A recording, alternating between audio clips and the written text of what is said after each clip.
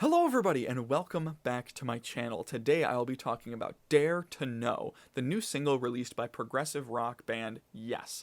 This track came out today, and as soon as I listened to it, I knew that I had to release a video because I had so many thoughts running through my head, and I was really analyzing it as I was listening to it, and I was like, I gotta compile this into a video. I really need to talk about it and see what the other Yes fans were thinking about this. And before we get into my analysis, I just want to say real quick, please be sure to subscribe. The numbers on this channel have been steadily growing at a really good rate, and I really appreciate all the support and feedback that I've been getting. So please be sure to subscribe and maybe share my channel and this video around. I really appreciate your support and the comments giving me suggestions on things that I should talk about. And so thank you guys, I really appreciate that. And getting into the analysis now. As soon as I listened to this track, my mouth was kind of agape. It was slightly open. I was thinking, wow, this is actually pretty good compared to what we got last time. I might put a clip right now of me saying last time that I want more Steve Howe in the next upcoming tracks. Speaking of things I want to hear more on the album, Steve Howe. And, prayers received and wishes answered because we got a lot of Steve Howe this time around, which really made this track for me. The work Steve Howe did, having this kind of really tranquil feel in the beginning, with a really good rhythm section, really great bass line, and really nice kind of tinny drum beat, which kind of fit the whole feel of the whole thing. It was really great. A great opening. It was about 30 seconds in when I paused it and really had to sit there and think, because I was like, whoa, this might actually be going somewhere. It might actually be something really good. And spoiler alert, it was kind of pretty good. The only detractor, which I will touch on, but not hammer it too hard because I don't want to knock them too much, because I do want to look at the good with this upcoming Yes track. The vocals. Vocals really killed it for me in some areas. They were really lacking, which really kind of sucked. But besides that, it was really good. I will touch on the vocals a little bit more in a second, but I do want to praise a little bit more. There was a string section right about halfway through, which really reminded me of magnification. It had a magnification level of orchestration and attention to detail.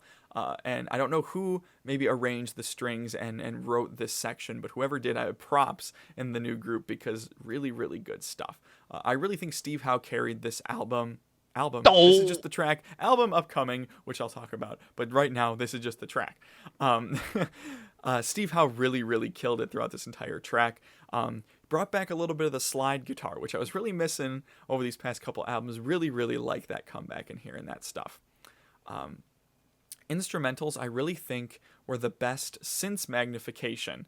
Maybe Fly From Here does have its merits, but I think this is the best stuff that we've heard since Magnification. Again, the only real problem being the vocals, which were really weak.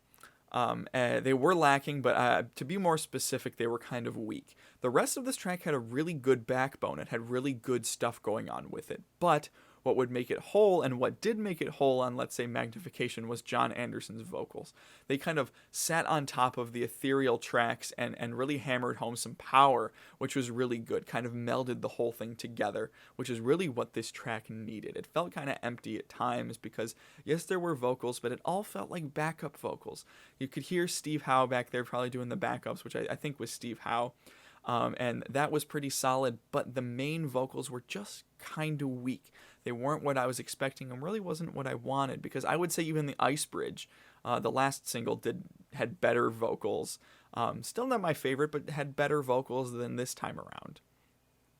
So with that aside, I really did enjoy this track. It is some of the best stuff that we've heard as of recent. Blew heaven and earth out of the water. I don't think that album's very good. So seeing this as some sort of a comeback, I'm hoping that we have something as a little climb in quality, because the Ice Bridge, I'd say, was like, eh. This way I would say would be a little bit better, and I'm hoping the rest of the album soars above and beyond the expectations that I currently have. So really, in total, really solid track, and I'm hoping for more from the future. So thank you guys so much for watching and seeing my thoughts on this album. If you have any other suggestions in the meantime, while we're waiting for the quest to come out, please be sure to let me know.